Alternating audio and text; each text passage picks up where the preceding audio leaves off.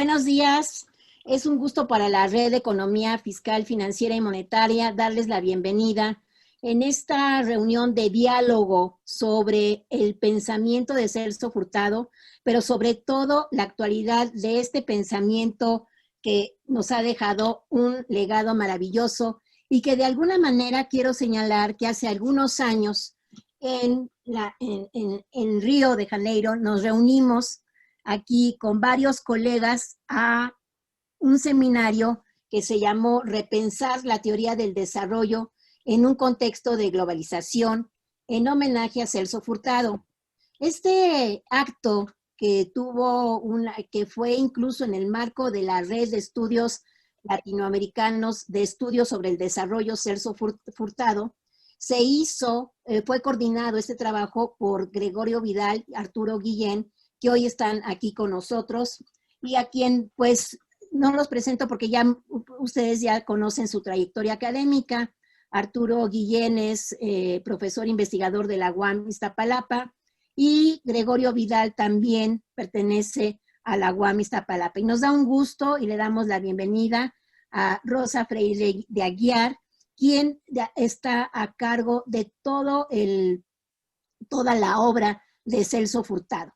Entonces, pues para rendirle de alguna manera un homenaje a Celso Furtado, hemos escogido el tema que son lo que está en este momento en juego y que nos va a afectar muchísimo, o ya nos está afectando, que es esta nueva geoeconomía y geopolítica que se está dando en las tensiones que hay entre China y los Estados Unidos.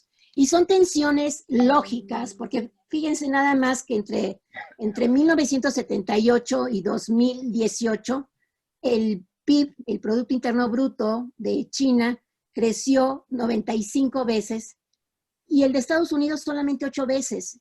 Y si nosotros nos dedicáramos a ver esas cifras, pues tendríamos que ver qué hay detrás o cómo se ha llevado el desarrollo de estos países. Y de ahí la importancia de traer el pensamiento de Celso Furtado para poder entender cómo un país durante los últimos 50 años ha crecido muchísimo y cómo los países latinoamericanos han desdibujado de alguna manera, pues no solamente sus variables macroeconómicas, sino también sus indicadores sociales.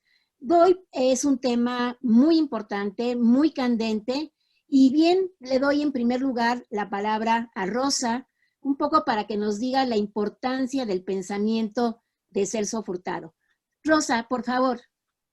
Muchas gracias, Alicia. Buenas tardes en París. Estoy en París, son las 5 de la tarde. Muchas gracias a Arturo, a Gregorio, que lo veo aquí por la pantalla, y perdón por mi portuñol. Y bueno, voy a intentar hablar un poquito de Celso, quién fue Celso Furtado y un poco, en mi juicio, lo que es más importante en su obra. Bueno, Celso nació en 1920, es su centenario este año, en una ciudad muy chiquita del nordeste de Brasil. Muy joven, cuando tenía unos 19 años, fue a vivir en Río y para asistir a la Facultad de Derecho. Era un poco una tradición de su familia, de la familia paterna, que tenía muchos abogados y jueces. Bueno, y después él siguió una otra tradición familiar cuando hacía todavía sus estudios jurídicos, porque con 23 años se incorporó al Servicio Público Federal de Brasil, ya como técnico de programación, como se llamaba en la época, que después se llamó planificación. Y estaba con esas dos actividades de la universidad y del servicio público cuando fue convocado para unirse a la Fuerza Expedicionaria Brasileña, que fue a la Segunda Guerra Mundial al lado de los aliados en Italia. Celso fue como oficial para Italia, se quedó ahí casi un año y después fue a París, vino a París para hacer su tesis doctoral, ahí sí, en economía, en la Universidad de la Sorbona, y esto fue en el 48. Bueno, después de 48, cuando regresó, en fin, empezó su vida profesional, yo creo que hay 4 momentos distintos en el camino de Celso.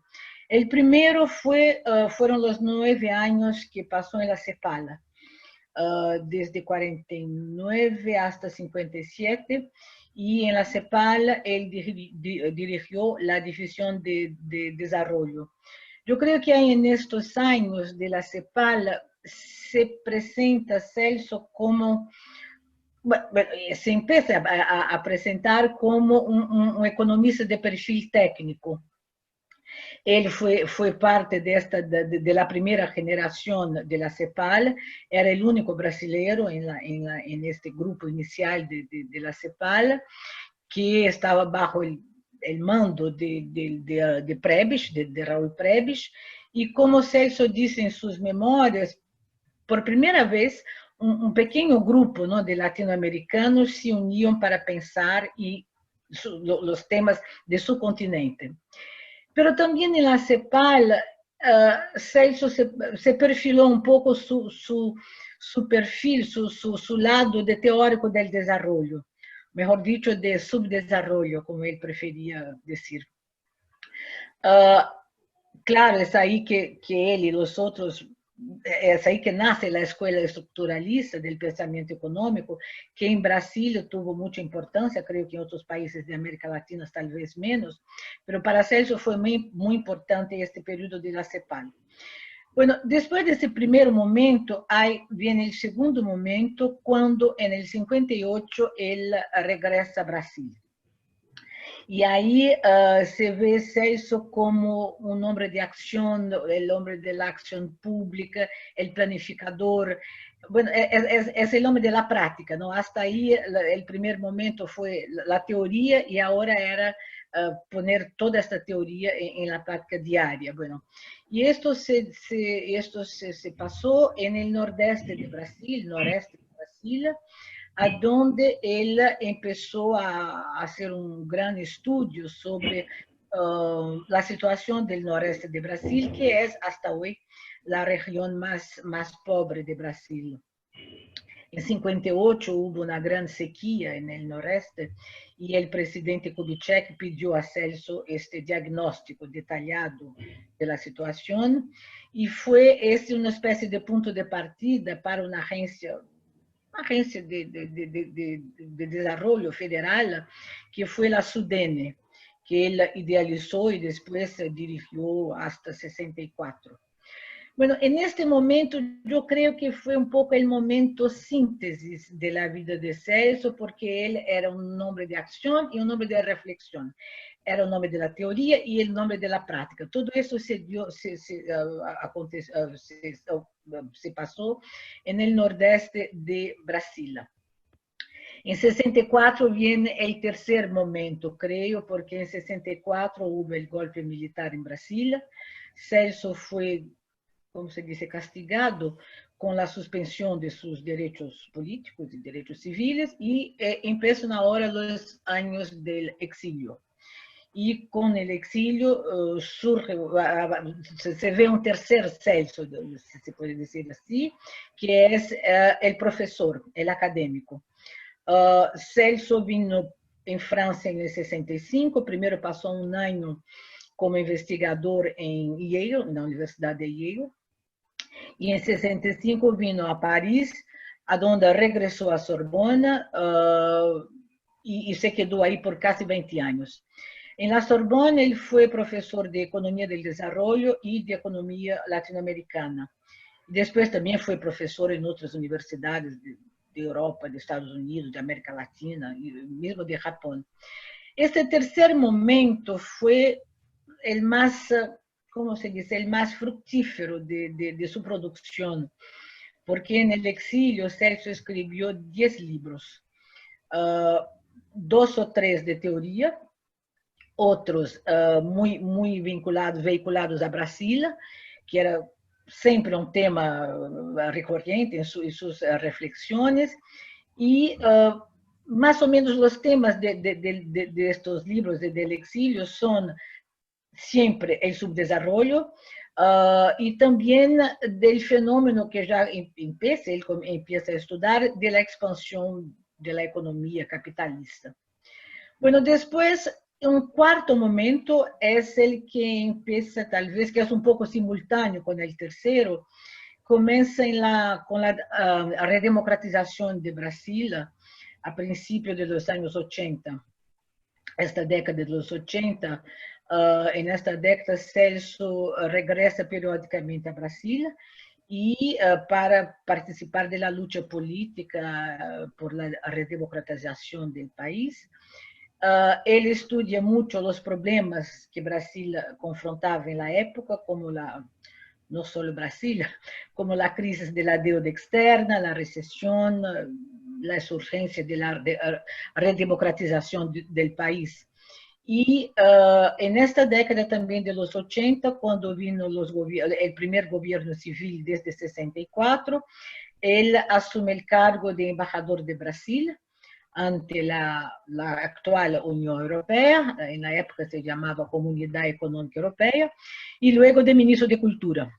Y después, bueno, es un momento final de su vida, los años 90 y 2000, cuando él escribe algo más suave. Son los volúmenes de su autobiografía y también ensayos más breves sobre la transnacionalización, la globalización, la economía capitalista y también mucha cosa con la dimensión cultural. Bueno, cuando él falleció en 2004, con 84 años, yo creo que él estaba un poco, la gente lo veía un poco como un autor, un poco, al menos en Brasil, indispensable, no solo en la área de economía, del desarrollo, sino también de economía brasileña, de cultura, de cuestiones regionales, de capitalismo. Bueno, si yo pudiera, yo no soy economista, pero a mí me gustaría destacar dos momentos, dos contribuciones, dos aportes que creo que Celso contribuyó para estudiar más profundamente. El primero, claro, es el subdesarrollo. Está en el centro de toda la obra de Celso, y si yo tuviera que destacar una síntesis de sus reflexiones, sería, claro, como un poco teórico del desarrollo y del subdesarrollo. Esto fue hecho sobre todo en los años de la CEPAL, pero por toda su vida. Yo edité un libro sobre él que se llama Esencial Celso Furtado, y he visto que por 60 años él volvía siempre a este concepto de desarrollo, lo que es un desarrollo, un proceso histórico que pide una interpretación teórica especial e independiente. Esto fue, creo, una gran contribución de Celso sobre el desarrollo. Y una otra que yo creo que es importante es la dimensión cultural de este proceso. El tema de la cultura ocupa un lugar importante, destacado en el pensamiento de Celso.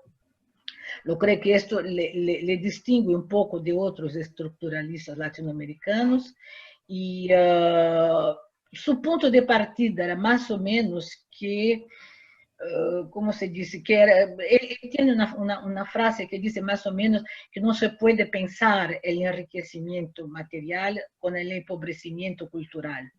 Entonces, que el desarrollo debe de ser percibido como un todo coherente, formado por lo material y lo inmaterial. Y efectivamente, después, sobre todo, que fue ministro de Cultura, cuando también pensó mucho sobre la formación cultural de Brasil, es curioso de ver porque tiene si acompaña un poco su trayectoria de esta época, los textos sobre cultura de los años 70, 80 más o menos, la cultura aparece como un elemento de todo el proceso de desarrollo y de todo proceso, de todo proyecto de desarrollo, de todo proyecto nacional. La cultura es un elemento, la palabra elemento está siempre presente, pero en los años 90, 2000, él insiste en la noción de cultura como síntesis del desarrollo. Es que la cultura deja de ser solamente un elemento para ser una síntesis del desarrollo. Y esto marca mucho, a mi entender, la obra de Celso. En dos palabras, la actualidad de su pensamiento.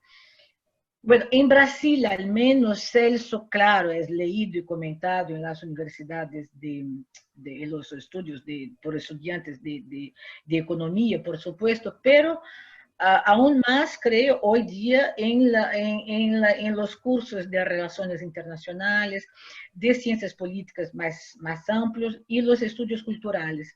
Y más recientemente mismo en el curso de Derecho.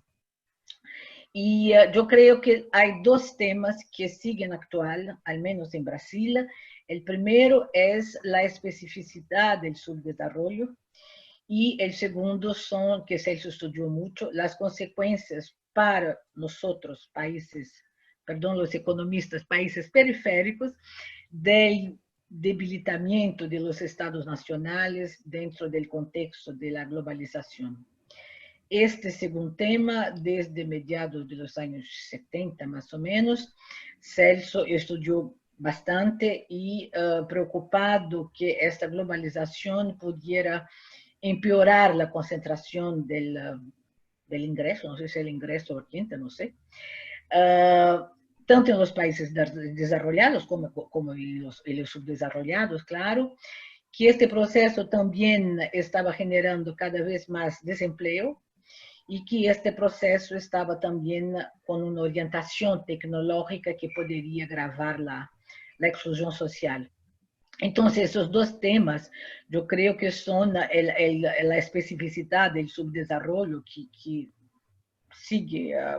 sigue presente en muchas áreas de nuestro continente y las consecuencias de estados nacionales más débiles. Yo creo que son temas muy actuales y es más o menos lo que a mí me viene así para decir de Celso, es más o menos lo que quería decir. Muchas gracias. Muchas gracias, Rosa, porque efectivamente el pensamiento de Celso Furtado es muy actual y sobre todo el elemento de la cultura que muchas veces en los estudios de la economía no se toman en cuenta.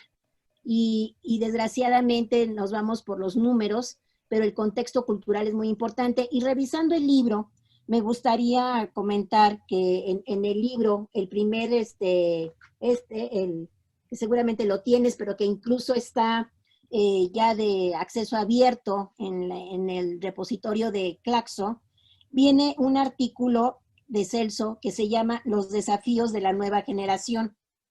Y voy a leer solamente el primer parrafito. Dice, esto fue un evento que se hizo en 2004, estoy casi segura que fue en el mes de mayo, yo estuve allí presente junto con Arturo y Gregorio y otros colegas, miembros de la red de Celso Furtado, y dice, hoy aquí se reúnen economistas de muchos países para intercambiar experiencias y reflexionar sobre los graves problemas que afligen al mundo en desarrollo ante el modelo neoliberal impuesto por el proceso de globalización.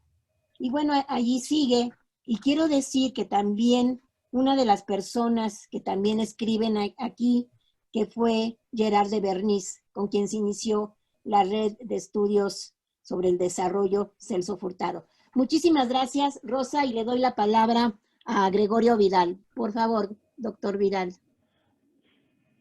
Gracias. Buenos días, buenas noches, México, París, en fin. Un gusto estar con ustedes, un gusto platicar contigo, Rosa. Hace ya rato que, ahora sí que no nos veíamos las caras, para decirlo de una manera muy directa, porque es lo que podemos hacer ahora. Y bueno, comenzaré con los dos puntos que tú señalabas como relevantes a propósito de la obra de Furtado.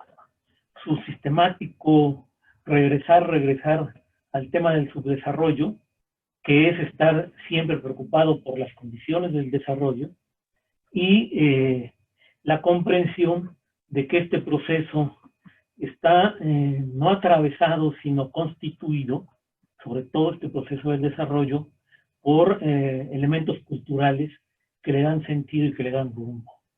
Creo que ahí efectivamente tenemos dos aspectos sustantivos del trabajo de Celso que siguen siendo claves como elementos que guían la investigación en este momento. En ese sentido es que, digamos, desde el punto de vista metodológico, no solo son plenamente vigentes, sino nos siguen orientando los trabajos que estamos realizando, ¿no? Yo sintetizaría estas dos ideas con la propuesta de que las preocupaciones de Celso, de Furtado, no son instrumentales. Él no está preocupado por la eficacia de los hechos económicos, los conoce, los estudia, en fin, esto es claro cuando está trabajando en CEPAL, pero se mantiene a lo largo de toda su obra. Uno va encontrando al realizar la obra ese conocimiento que alguien podría decir hoy técnico, ¿sí? Pero no es esa su preocupación principal. La preocupación de él es algo que yo defino como político-cultural. Ahí está centrado la parte sustantiva de su trabajo, y es así porque finalmente lo que nos está planteando es que el desarrollo es un proyecto social, y por consiguiente tiene actores, y estos actores construyen esa opción, construyen ese camino, pero eso nos lleva a una siguiente conclusión que creo que es clave para entender lo que hoy está viviendo el mundo en términos de este conflicto Estados Unidos-China y cómo atraviesa este conflicto América Latina, de que hay diversos desarrollos. O sea, no hay solo una forma de desarrollo, hay diversos desarrollos. O sea, uno, desde la lectura de Furtado, puede concluir sin duda que Estados Unidos es un país desarrollado, y que tiene mucho de que es un país desarrollado, y que se mantiene en esa condición hasta este momento, pero Estados Unidos ha logrado mantener esa condición de país desarrollado, siendo un actor relevante en también el mantenimiento del subdesarrollo en América Latina.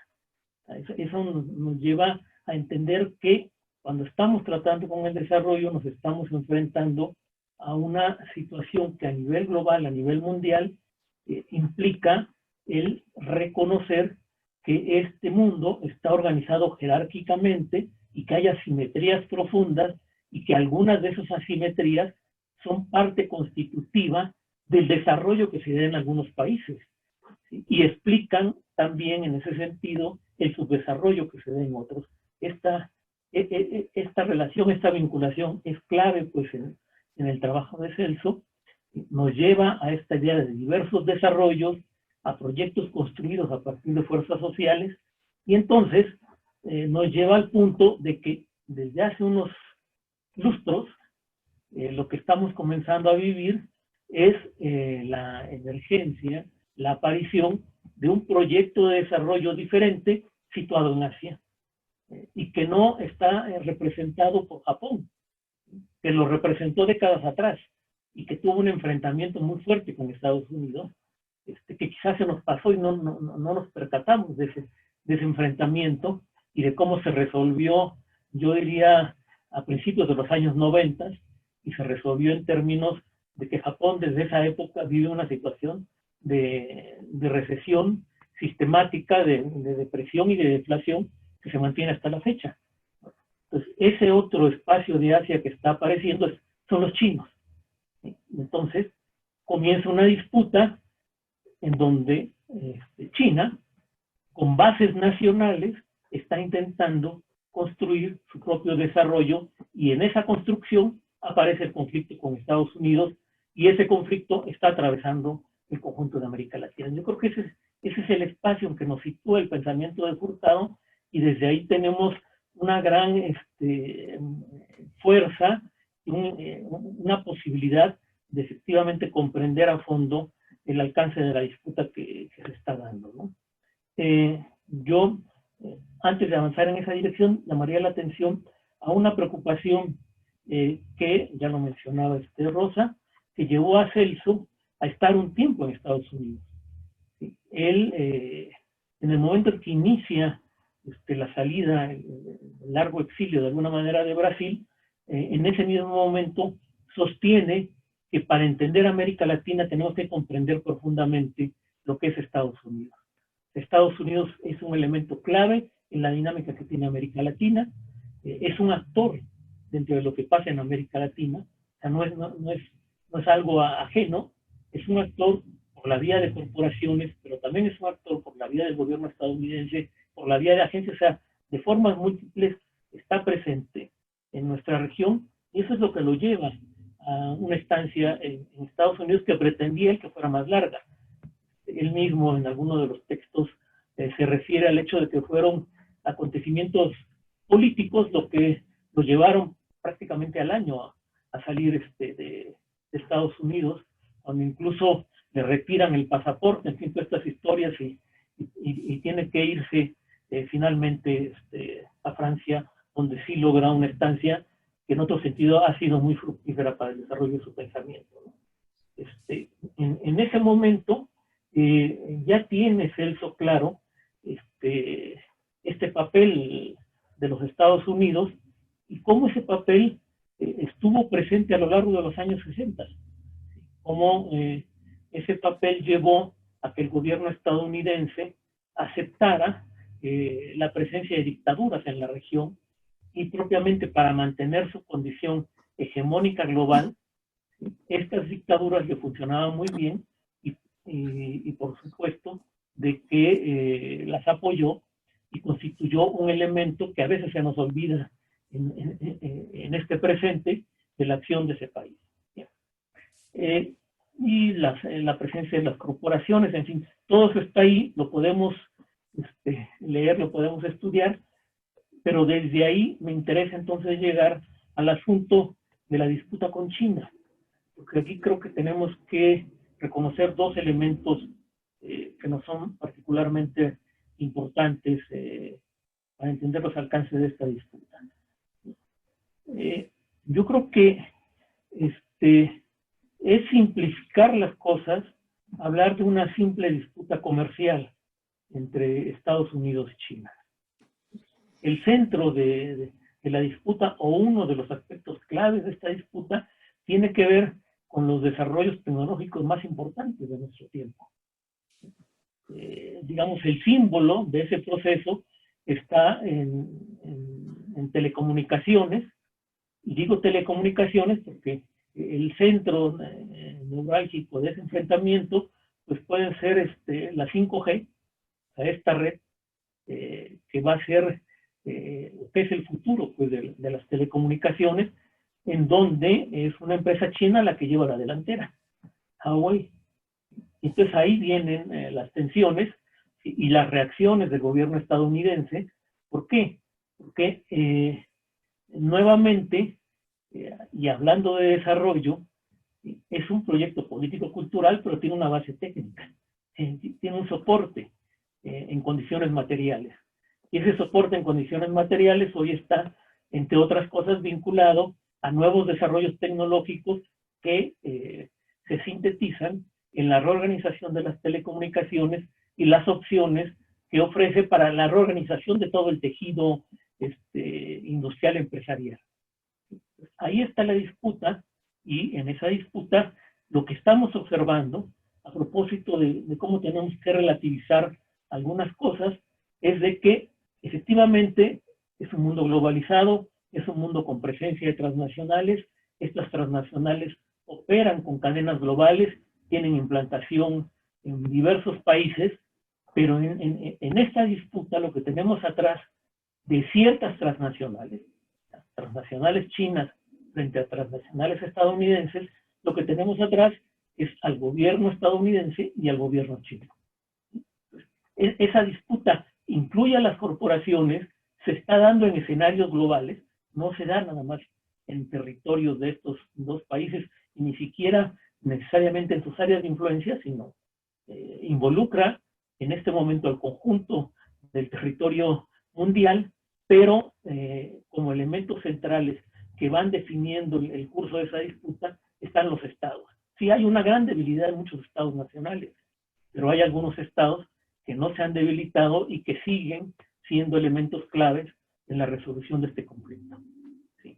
¿Cómo va a avanzar este conflicto? No lo sabemos, hay que estudiarlo, pero yo no perdería la atención a una reflexión que hace Kissinger recientemente, en donde, haciendo el parangón con lo que pasó pues hace prácticamente un poquito más de un siglo, pocos años antes de que naciera Celso, con los acontecimientos que se dan en el centro de Europa y la muerte de un personaje en Austria, y al poquito estábamos en la Primera Guerra Mundial. Así son los acontecimientos. Entonces, ¿cuál sea el curso de este proceso? Lo desconocemos, pero sin ninguna duda van a mantenerse las tensiones porque se está redefiniendo las jerarquías a nivel global, ¿sí? Se está redefiniendo las asimetrías y los Estados Unidos han perdido fuerza, su hegemonía está siendo cuestionada, rediscutida, pero no va a hacerse a un lado por la vía de las pláticas y las buenas costumbres. ¿Sí? La resolución se va a dar en otros terrenos y eventualmente la apuesta del gobierno de Estados Unidos, y aquí yo no sé cuánta sea la diferencia entre Trump y Biden, es la derrota de los chinos. ¿Sí? Y la apuesta de los chinos es el que ellos alcancen una preeminencia a nivel global. Entonces, esa disputa va a seguir ahí, y esa disputa se hace presente en América Latina de diversas formas, y con esta idea termino. Para el caso de México, por desgracia, se hace presente en una situación en la que nuestro país está seriamente comprometido, prácticamente amarrado con Estados Unidos y con el proyecto estadounidense, fortalecido con la nueva negociación del nuevo tratado de libre comercio, ¿no? Que ha sido un tratado que me parece debilita las bases nacionales de la operación de la economía mexicana, y en ese sentido debilita las condiciones nacionales para el desarrollo de nuestro país, debilita un proyecto de desarrollo en el caso de México, nos coloca más cerca de los Estados Unidos y nos aleja del otro lado, que podíamos haber tenido algunas ventajas aprovechando la disputa, que no vamos a poderlo hacer, ¿no? Entonces, vamos a tener futuro para seguir observando este conflicto, vamos a seguir siendo atravesados por el mismo, e insisto, es una disputa entre proyectos de desarrollo distintos o formas del capitalismo distintas, porque finalmente de eso se trata. O sea, los chinos, como decía mi queridísimo amigo Sergio de la Peña, es una exitosa vía del socialismo al capitalismo. Y eso es lo que estamos viendo, y ese exitoso capitalismo le está comenzando a decir a los estadounidenses: aquí estamos y vamos por todo, a la manera china. Gracias.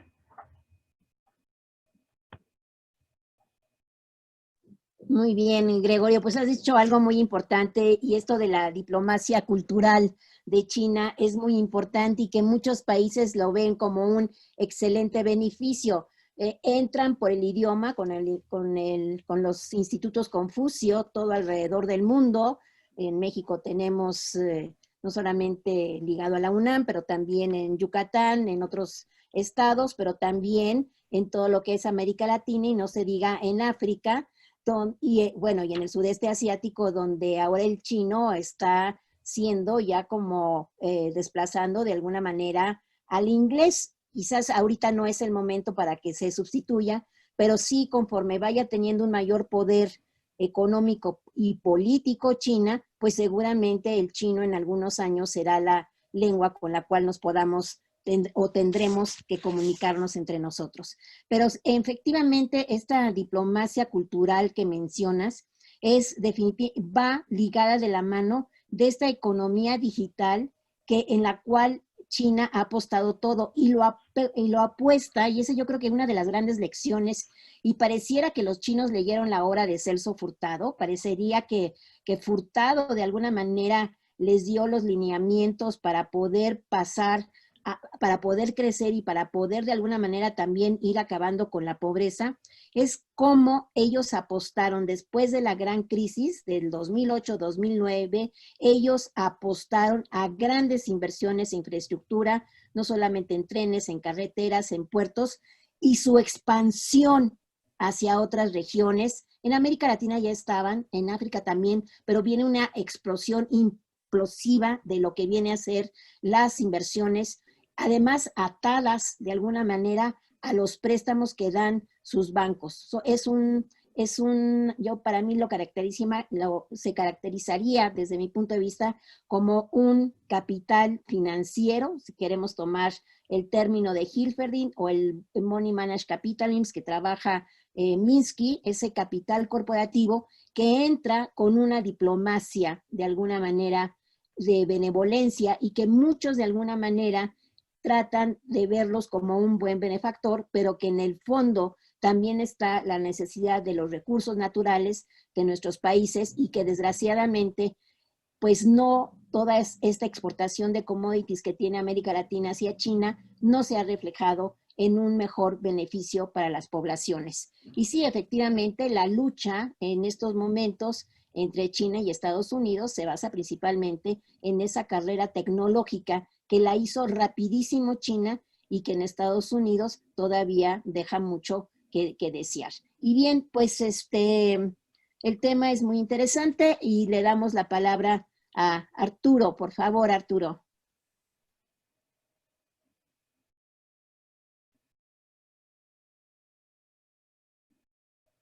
El micrófono, Arturo.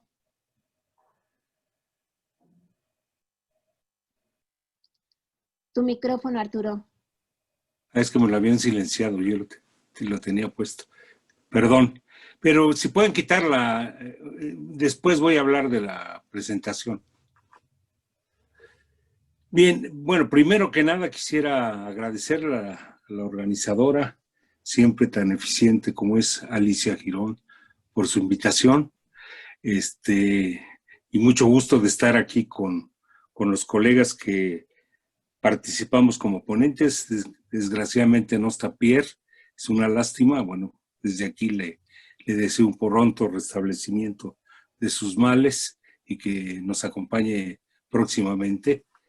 Me da mucho gusto que esté aquí Rosa, obviamente, porque quisiera comenzar por ahí, por decir que quizás todos los que estamos aquí presentes en la mesa somos furtadianos y podemos considerarnos alumnos de Furtado, aunque nunca nos haya dado clases. Quizás al único que le dio clases fue a Pierre Salama en París. Son cosas que tiene la vida, de que además Furtado, siendo un gran maestro reconocido en Brasil como quizás el principal economista de su país, en términos incluso históricos, no fue profesor nunca de Brasil, es decir, no tuvo una vida académica dentro de Brasil y sin embargo la mayoría de los economistas o sociólogos o cientistas sociales de Brasil que conocen su obra, pues obviamente se convierten en claros, digamos, difusores y propagandistas de la profundidad de su obra, ¿no? Empezando por Rosa, que me da mucho gusto que esté aquí, que no es economista tampoco, pero yo diría sería su principal alumna, y no solo eso, sino su principal difusora, porque si alguien ha hecho un esfuerzo enorme por difundir y organizar el trabajo, por ejemplo, del Centro Furtado, ha sido Rosa. No digo que solo ella, hay muchas gentes alrededor del centro que han contribuido a su difusión, pero pues, el papel de Rosa ha sido central, ¿no? Y no solamente por haber sido la esposa de Celso, ni porque se dedique solo a eso, porque hay que mencionarlo, Rosa es una gran traductora de obras monumentales de la literatura, es periodista y aparte de eso es la principal difusora de la obra de Celso Furtado. Efectivamente, como lo apuntaba Gregorio, habría que considerar que Furtado, el tema que estamos hoy discutiendo, no era un tema ajeno a Celso Furtado, ¿no? La preocupación por Estados Unidos, su preocupación por estudiar la hegemonía norteamericana, por estudiar las transnacionales. El papel de las transnacionales en el desarrollo de América Latina, pues es fundamental y es conocido. Entonces, dicho esto, me voy ya a centrar en el problema de las tensiones actuales o de la lucha, de la guerra por la hegemonía entre Estados Unidos y China. Guerra en donde más bien quien quiere preservar la hegemonía es Estados Unidos, y en donde China lo que aspira es avanzar en su proyecto y sin que se esté planteando sustituir a Estados Unidos como el hegemón del mundo. Nunca ha sido planteado así en esos términos, aunque se desprende de la propia política de China la idea de que aspiran a convertirse en el líder del mundo. Líder económico ya lo son, no voy a insistir en esos puntos que se han tratado en otras discusiones. Es la principal potencia económica en términos de PIB, desde hace rato, desde por lo menos 3, 4 años. Es la principal potencia comercial, es el principal exportador del mundo, es el principal exportador de manufacturas,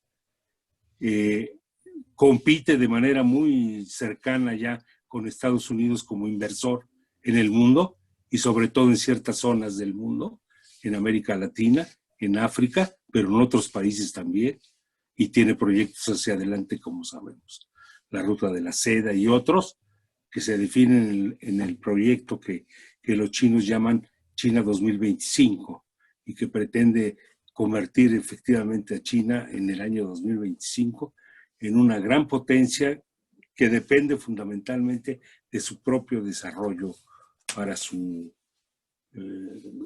avance, ¿no? No voy a detenerme tampoco en discutir la declinación de la hegemonía norteamericana, simplemente señalar que este es un proceso también que tiene varios años, no comenzó ahora. Y esa declinación viene desde los años 70, desde la crisis capitalista de los años 70. El surgimiento de la nueva economía y de la globalización, que efectivamente fue fundamentalmente un proyecto anglosajón, le permitió a Estados Unidos cierta recuperación de su liderazgo, pero no mermó, digamos, la existencia de ese proceso de declinación hegemónica. Gregorio se refería al periodo en el cual Japón estaba ascendiendo, en donde estaba presente esa disputa, esa competencia. Pero sobre todo, digamos, si bien hubo ese proyecto globalizador que le permitió a Estados Unidos recuperar cierta fortaleza, es sobre todo a partir de la crisis de 2007, de la gran crisis de 2007, que ese proceso de declinación de la hegemonía norteamericana se presenta y en donde, por otro lado, se da ese ascenso brutal de la economía china, ¿no? Esta situación hace que desde hace rato China se convierte en el enemigo estratégico número 1 de los Estados Unidos. O sea, no es con Trump, es un proceso que viene de más atrás, que por lo menos habría que situarlo en el periodo de Obama. Solo recordaría que el proyecto de Obama estaba afincado sobre todo en la Alianza para el Pacífico, un proyecto de integración económica que pretendía Obama que abarcara a varios países americanos y asiáticos, sobre todo, incluyendo Japón, pero que dejara fuera a China, ¿no? Ese era el mecanismo con el que la administración Obama pretendía minar el avance de China, ¿no? Y ahora lo que tenemos es el periodo de Trump, en donde obviamente se agudiza el discurso antichino.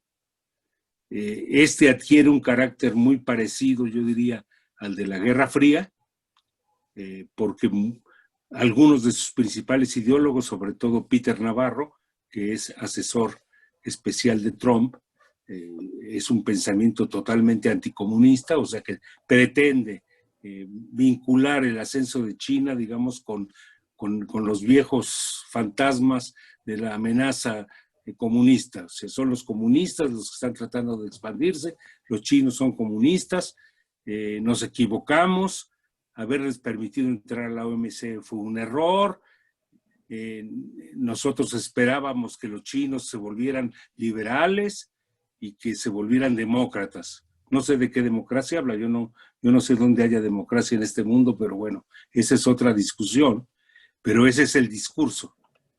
La apertura no ha permitido que China deje de ser una potencia comunista.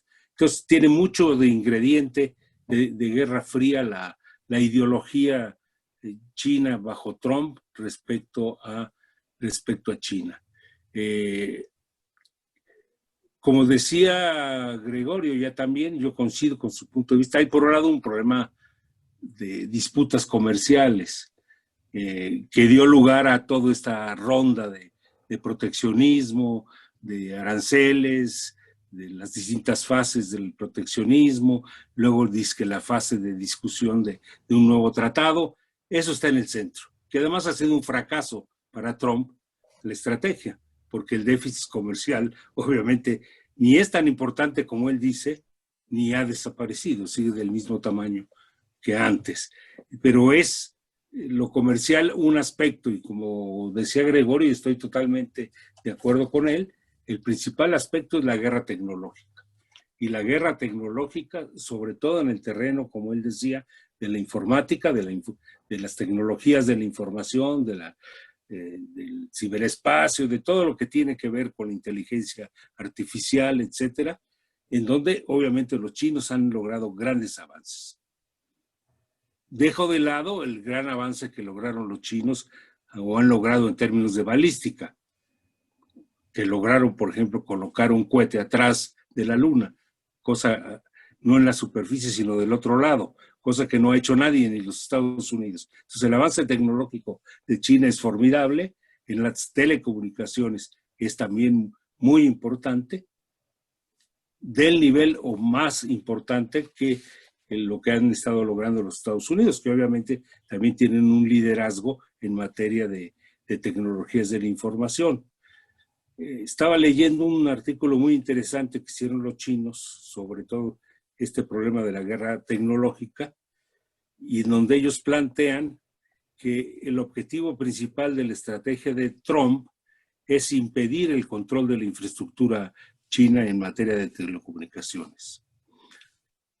¿Por qué? Pues porque hay un gran liderazgo de, como ya decía Gregorio, de Huawei y de otros desarrollos tecnológicos, y eso es algo que preocupa a los Estados Unidos, tanto en términos del control de su propia infraestructura de la informática, como en términos de seguridad nacional también, por la importancia que puede tener estos aparatos como aparatos ideológicos.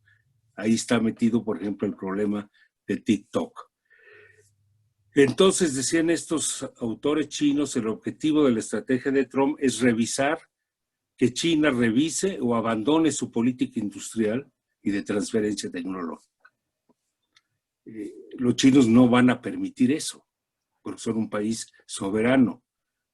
Al margen de que digamos son un país capitalistas o no nos gustan los chinos por tal o cual cosa, los chinos tienen una política industrial soberana, cosa que no tenemos nosotros, y tienen una política de transferencia de tecnología que les ha hecho invitar a la inversión extranjera, pero siempre bajo acuerdos, bajo procesos de fusión en los cuales participan las empresas chinas y las empresas norteamericanas, pero permitiendo a los chinos poder asumir o absorber la tecnología que implica esa inversión extranjera en su suelo. No se abren como nosotros pasivamente a lo que caiga de inversión extranjera, ¿no?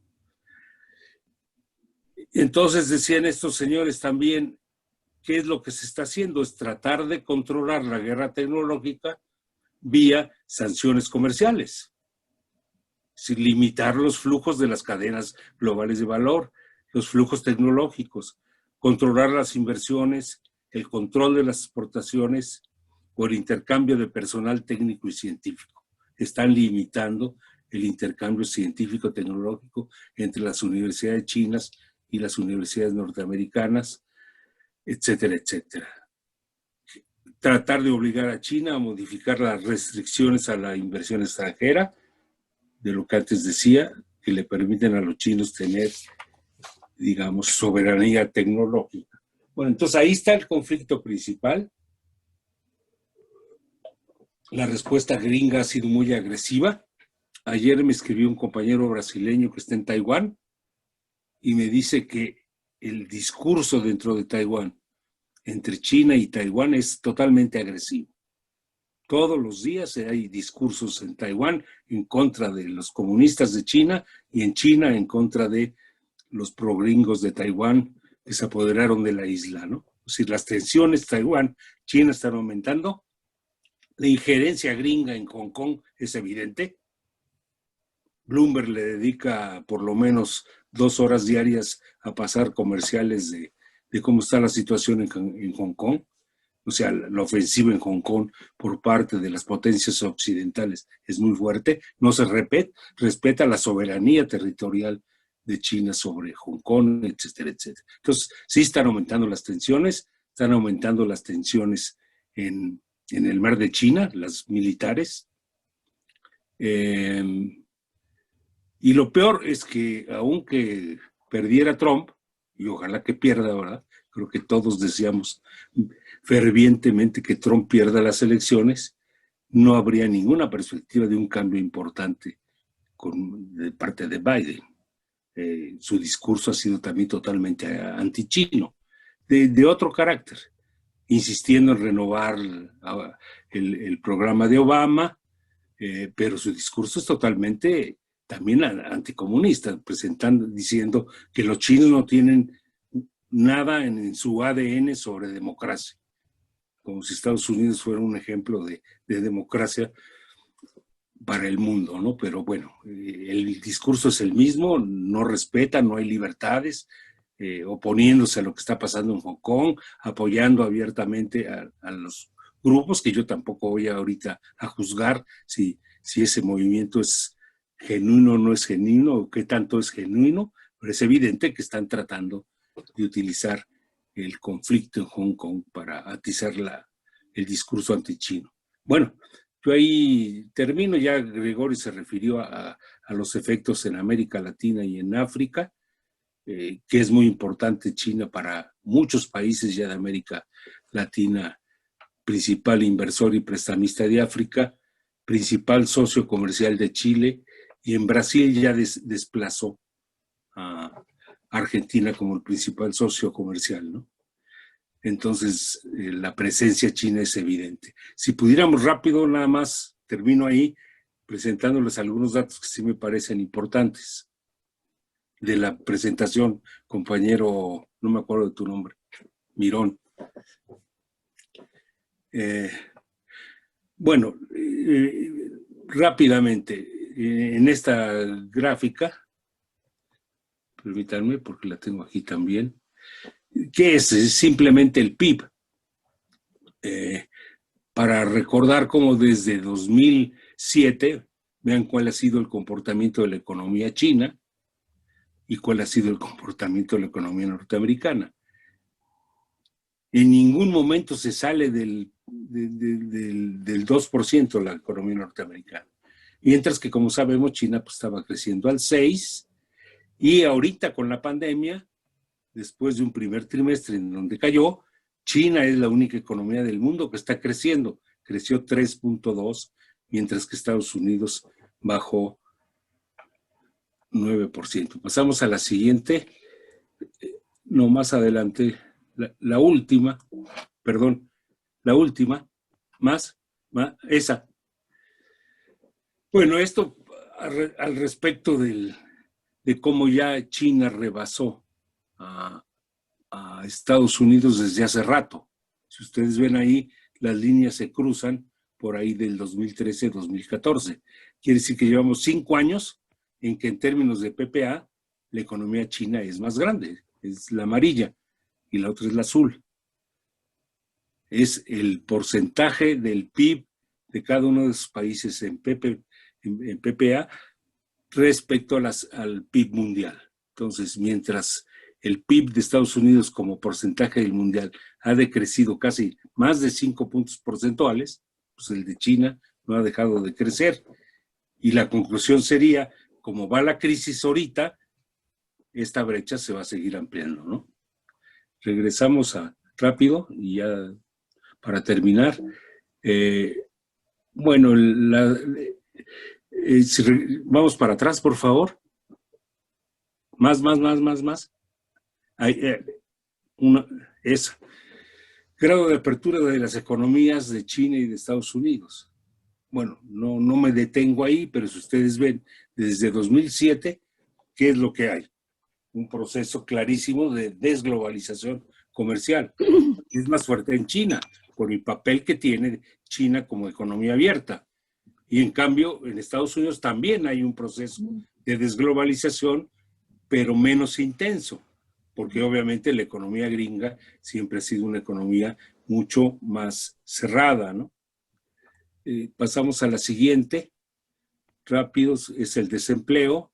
No es muy importante, pero simplemente veamos cómo desde que empezó la pandemia, pues Estados Unidos ha venido reduciendo el desempleo, pero no quiere decir que ya regresaron todos los empleos que había antes de la pandemia, ¿no?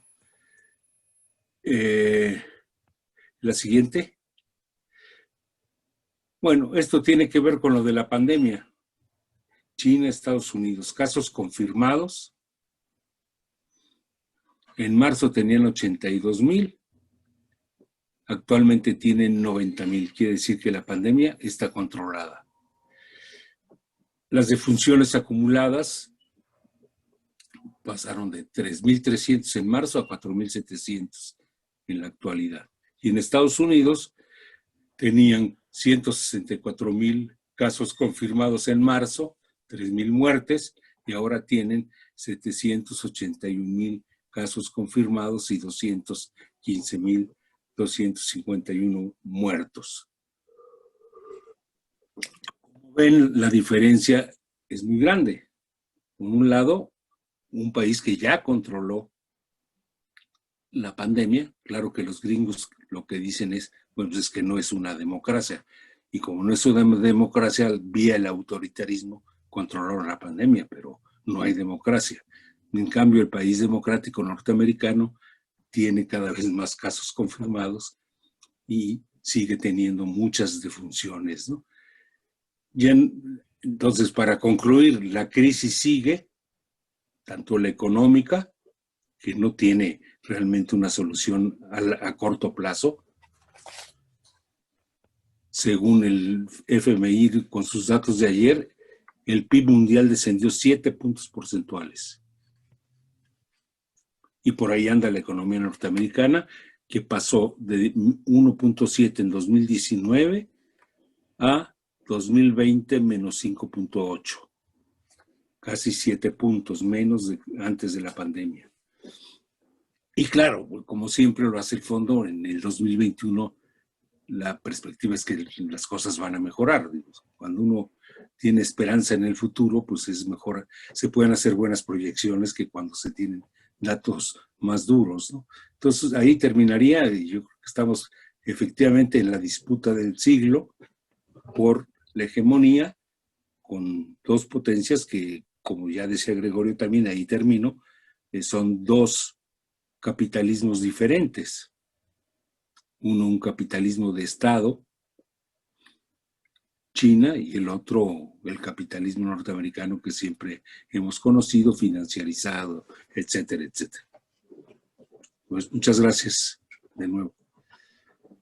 Gracias, Arturo. Pues sí, es muy interesante lo que has mencionado y cómo el proyecto de China viene, pues yo diría que desde una vez que muere Mao Zedong, se plantea con las reformas económicas y financieras de Deng Xiaoping un programa, una visión de muy largo plazo para China, y ahí vienen todas las reformas que ya mencionó de alguna manera Gregorio, con la transferencia de tecnología que se les pidió a las empresas extranjeras, y que por otro lado, en la época justo de Kissinger, que fue uno de los principales también promotores para las relaciones de Estados Unidos y China, pues de alguna manera también la disputa que había en esos momentos entre China y Rusia y poder detener el avance del comunismo. Y muy bien se dijo, ¿no? O sea, una vez que se abra, que pasen a una economía de mercado, pues vendrá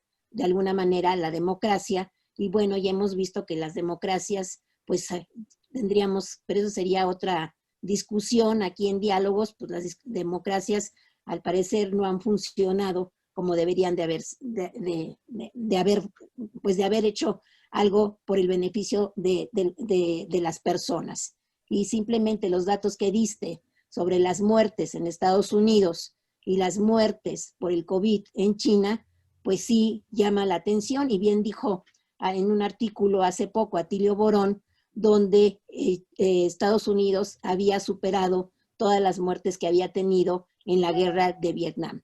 Bien, pues sí, son cosas muy interesantes. Estamos usando el chat, yo no sé, yo no veo ninguna pregunta, pero Daniel, no sé si me ayudas, si alguien quiere, levanten la mano, por favor, en el chat para darles la palabra. O quizás valdría la pena que hiciéramos algunos comentarios. Rosa, si quisieras hacer un comentario o...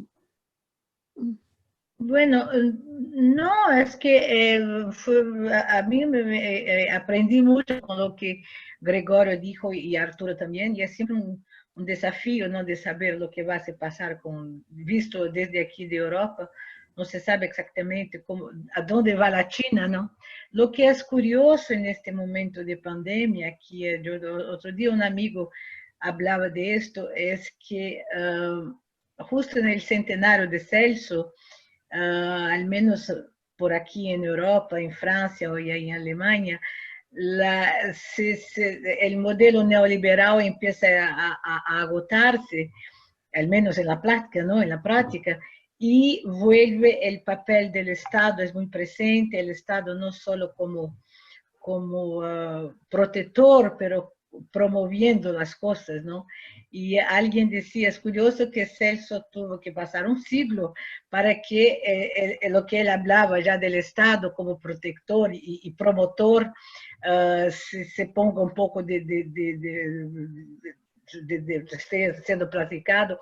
Y alguien dijo que entre Macron y Merkel se hace propiamente un par, dos personas totalmente keynesianas.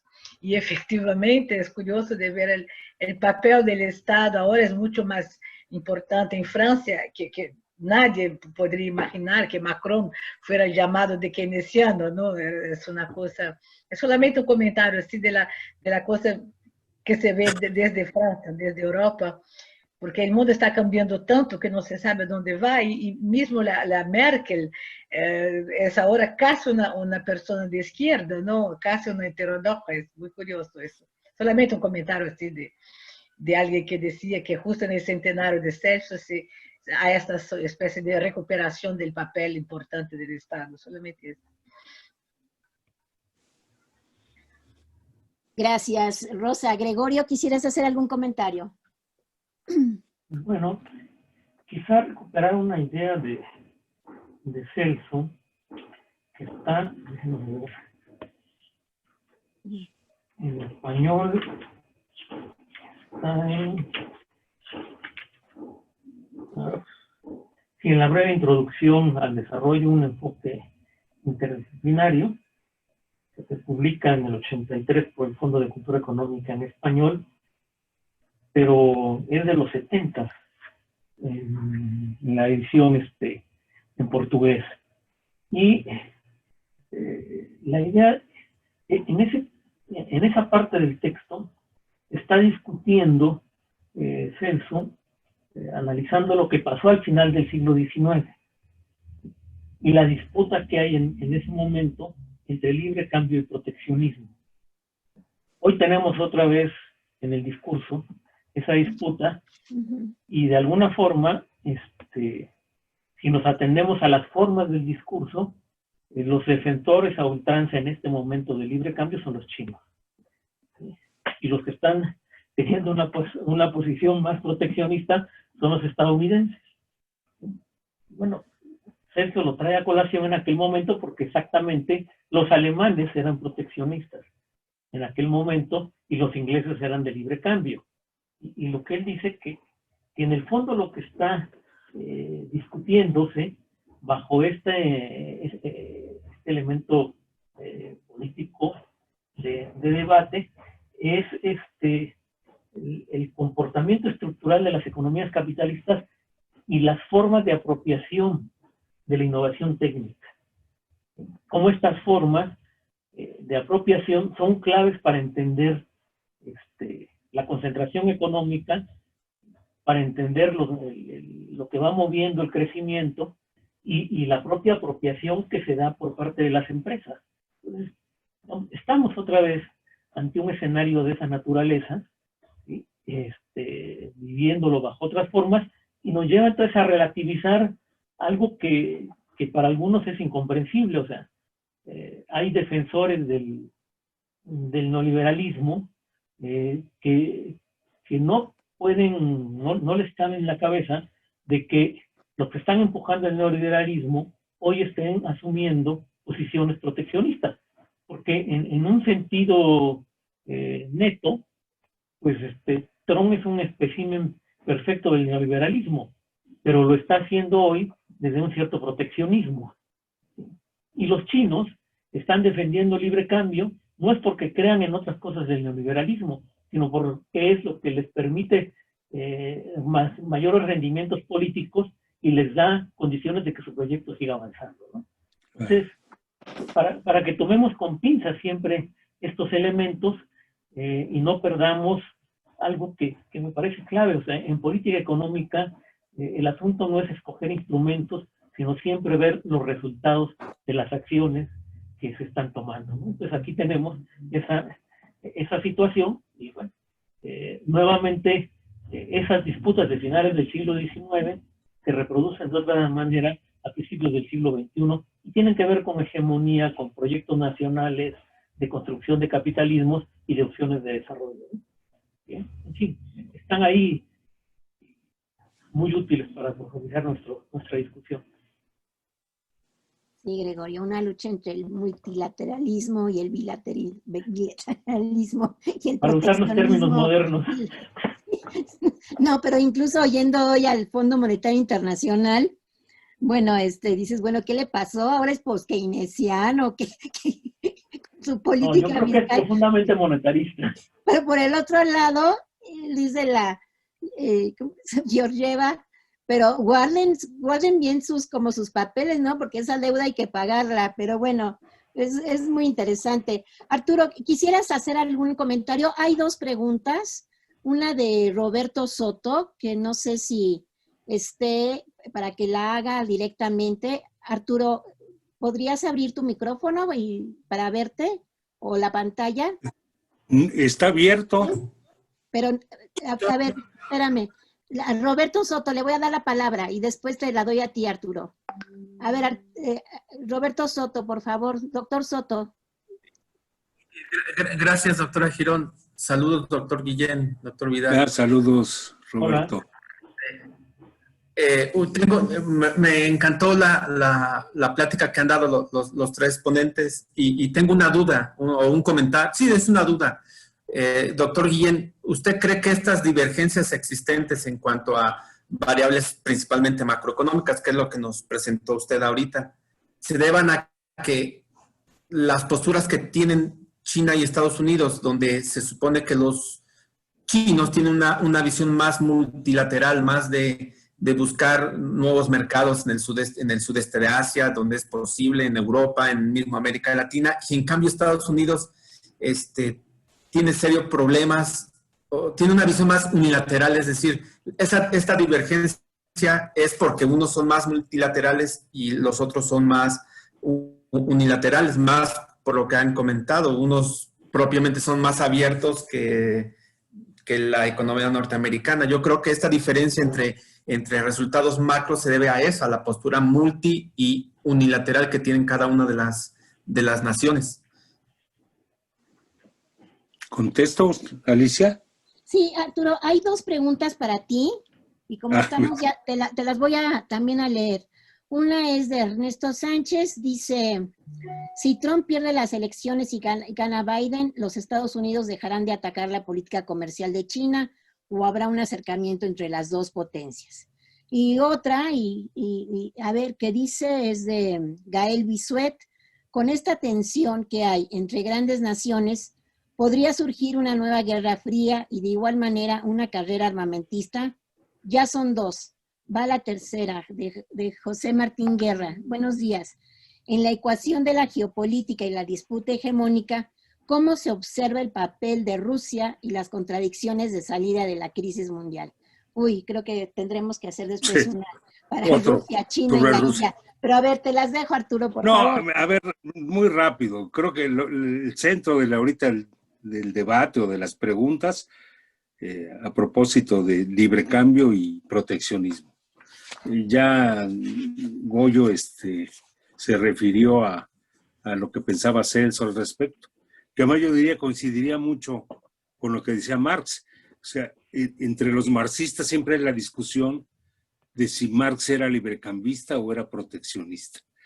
Y hay unos que agarran y citan a Marx en alguna parte en donde se declara partidario al librecambio, o dice que México, qué bueno que lo invadieron porque eso va a hacer avanzar el capitalismo, y otros en donde toma una posición de defensa de ciertas colonias y de una...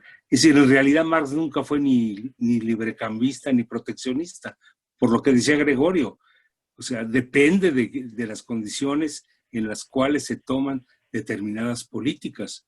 Obviamente, un poder imperial hegemónico tiene que ser librecambista, porque esa es la posición que más le interesa. Inglaterra en algún momento, Estados Unidos en los momentos de la globalización neoliberal. Entonces, son medidas de política económica que obedecen a ciertas circunstancias. No es lo mismo, por lo tanto, un proteccionismo defensivo como el que propugnaba Liz o como el que aplicaron la mayoría de los países del capitalismo tardío, que tuvieron que ser proteccionistas, incluyendo a Inglaterra y Estados Unidos, como lo ha demostrado el coreano Chang, ¿no? Su desarrollo capitalista estuvo marcado por el proteccionismo. Entonces, no es un problema de por el uno o por el otro, y no es lo mismo el proteccionismo defensivo para la industrialización que se aplicó en multitud de países, del proteccionismo agresivo, como le llamaba Hilferdin, que aplicaban ya el capital financiero monopolista para poder, digamos, ampliar sus áreas de influencia, ¿no? Entonces, todo depende de las circunstancias, ¿no? No es de que uno es muy bueno y el otro es muy malo, ¿no? Depende de las circunstancias y de los resultados, como decía Gregorio, de esas políticas para el desarrollo de un país, ¿no? La otra pregunta, ¿cuál era? La de... Bueno, Rusia. Eso es lo que planteó... lo de Rusia. Bueno, yo creo que lo que estamos viendo es también una redefinición de la política de alianzas. Yo creo que, bueno, hay gente que trabaja esos temas mucho más de cerca, no es mi caso, me interesa mucho el tema, pero obviamente estamos viendo una redefinición de alianzas, ¿no? China alrededor de Rusia, Irán y en cierta forma Turquía. Y el país que ha mantenido una posición más ambivalente es Turquía, miembro de la OTAN, siempre vinculado a los intereses occidentales, pero ahora por razones de potencia regional empieza a tomar otro tipo de alianzas o de acercamientos con Irán, con Qatar o con otros países de la zona del Medio Oriente, ¿no? Y es el caso de Rusia, es decir, la alianza ruso-china pues parece ser una realidad, a diferencia del pasado, inclusive del pasado comunista, en donde había muchas contradicciones entre Rusia y China. Ahora hay una alianza, no quiere decir que son los mismos intereses, pero es una alianza además muy importante porque es la economía número 1 del mundo con una gran potencia militar que tiene un gran poder atómico. Y ahí le seguimos, ¿no? O sea, en América Latina, China tiene buenas relaciones con países neoliberales o no de América del Sur, o pretende tener buenas relaciones porque a ellos les conviene, porque si Brasil no tiene exportaciones de soya, se ahoga su economía, igual que la de los argentinos, pero igual lleva muy buenas relaciones China con Venezuela y con los países despreciados de Estados Unidos y de las posiciones más de derecha o reaccionarias de América Latina, ¿no? Sí, Arturo, muchísimas gracias por tus reflexiones. Y sí, efectivamente, creo que nos deberíamos de acercar mucho más, sobre todo, a estudiar la ruta de la seda. La ruta de la seda no solamente comprende Asia Central, y por supuesto que esta fue anunciada en el 2013 por el presidente, por Xi Jinping, y que bueno, es América Latina, es también África, sudeste asiático, pero hay algo que llama la atención, sobre todo esos 9,000 kilómetros que salen desde Xi'an hasta, hasta la última provincia, los últimos países que eran de la Unión Soviética. Y ahí hay algo muy interesante que es cómo se está posicionando China a través de sus inversiones y algo que es muy importante mencionar. Es el capital corporativo chino el que se está expandiendo y son empresas públicas. Eso es lo más interesante, que es, a diferencia de la expansión del capital transnacional norteamericano de la década de los 60s y 70s, que era inversión privada.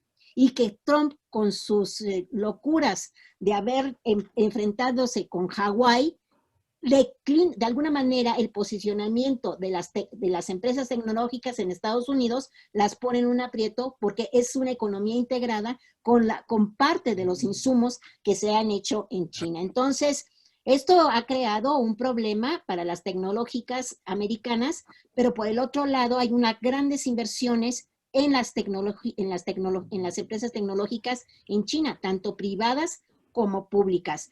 Pero por lo que decías, y algo que me parece fundamental, esta relación de China, India, Rusia, y por el otro lado esa franja de Asia Central, y recientemente en un curso que está dando actualmente el Programa Universitario de Estudios sobre Asia y África, veíamos no solamente los antecedentes que tiene esa región, porque cuando hablamos de Marco Polo, que es algo que todos desde chiquitos aprendimos, que era que Marco Polo iba y venía, bueno, esa ruta siguió existiendo y sigue hasta ahora en diferentes tramos, pero lo más interesante que yo percibo en esto es el renacimiento del Imperio Otomano. Y es lo último, es lo que tú acabas de decir, y esas relaciones que bueno, hay que estudiarlas mucho más porque de alguna manera pues nos afectan y afectan a América Latina. Bueno, yo quisiera de alguna manera darles las gracias a nuestros ponentes.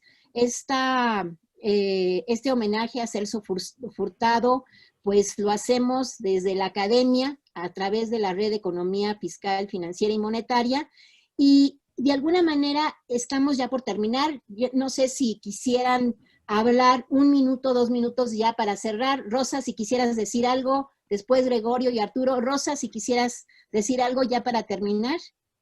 Muchas gracias, Alicia. No, es solamente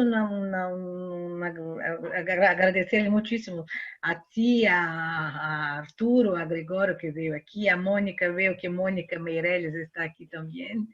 Y bueno, y hacer una invitación a las personas que están oyendo, que lean a Celso. Celso tiene una obra grande en español, casi todos sus libros son editados en México, hay muchos que están agotados, pero otros no, otros son siempre, tienen nuevas ediciones. Y bueno, y ahora con los ebooks, a mí me gusta mucho, si puedo hacer un comercial, me gusta mucho este libro aquí que hizo de él, que se llama Esencial Celso Furtado, es por la Penguin, y creo que es una buena iniciación de todo que Celso pensó en términos de economía y también de política, de cultura, hay mucha cosa de cultura aquí, de ciencia. Entonces es todo y agradezco muchísimo la invitación para hablar un poquito de Celso. Muchas gracias, Alicia. Gregorio, ¿quisieras decir algo? Bueno, también rápidamente, bueno, agradecer en primer lugar la iniciativa tuya, y creo que ha sido pues, algo muy bien logrado, o sea, las participaciones de todos, en fin, estoy muy contento. Y simplemente quedarme en insistir en que cuando estamos frente al pensamiento de Furtado, tenemos la fortuna de estar ante algo que es no solo reflexión, sino también acción. O sea, la economía y los economistas no estamos simplemente para trabajar con instrumentos, sino para plantear qué es lo que tenemos que hacer y eventualmente no solo plantearlo, sino hacerlo. Y eso, Furtado, es un ejemplo también. Gracias. Gracias, Gregorio. Arturo. Sí, yo creo que ha sido también un encuentro muy, no solo agradable, interesante, sino que es importante que vayamos de nuevo sobre nuestros autores, ¿no? Sobre todo ahora que decimos que estamos en un proceso de transformación y que la 4T y demás, es increíble que todavía en las universidades públicas, en las escuelas de economía, siga habiendo los planes de estudio que hay y que sigan clavados en los manualitos neoclásicos, que no exista Furtado, que no exista Noyola, porque bueno, en el caso de Furtado, gracias precisamente a la contribución de muchos brasileños y no latinoamericanos que han difundido la obra de Furtado, pues en Brasil obviamente no hay quizás nadie más famoso como economista que Celso, pero aún así seguramente en los centros ortodoxos pues simplemente se le olvida, y en el caso nuestro también. O sea, es increíble que nuestros alumnos sigan ahí con sus manualitos, simplemente viendo microeconomía o macroeconomía, supuestamente volviéndose científicos, y no tengan ni idea ni de quién fue Juan Noyola Vázquez, ¿verdad?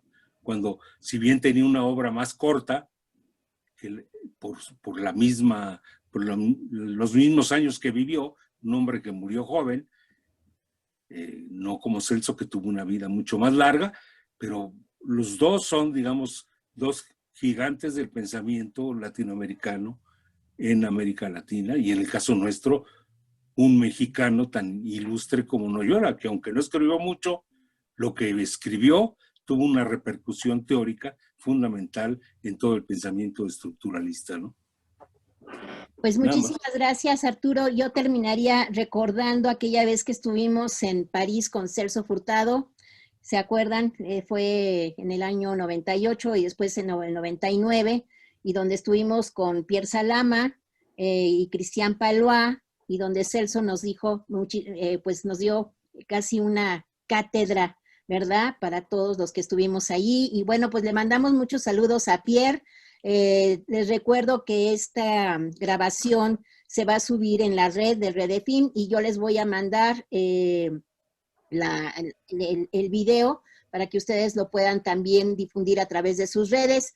Y bueno, pues Rosa, ha sido un gusto tenerte aquí desde allá donde estás ahora, en París. Te mando un gran beso, abrazo, y muchísimas gracias, Gregorio, por haber aceptado la invitación, y Arturo. Y bueno, pues los esperamos, y también quiero anunciar que el próximo miércoles, que es miércoles 21 de octubre a las 12 a las 12 a mediodía, de 12 a 2, vamos a tener un diálogo sobre economía digital, la economía digital entre las monedas criptográficas y las redes sociales. Van a estar Wesley Marshall, va a estar César Duarte, y va a estar Luis Daniel Beltrán, que es de Hacker Garage. Entonces, y esa mesa la va a moderar la doctora Eugenia Correa. Entonces, pues invito a todos nuestros seguidores de Redefin, y sobre todo a nuestro grupo de millennials, que va a ser muy interesante la discusión sobre economía digital. Y también a nuestros colegas ya jóvenes maduros que están aquí con nosotros. Muchísimas gracias, Arturo. Gracias, Gregorio. Gracias, Rosa. Besos. Hasta luego. Hasta luego. Bye. Besos. Hasta luego. Bye.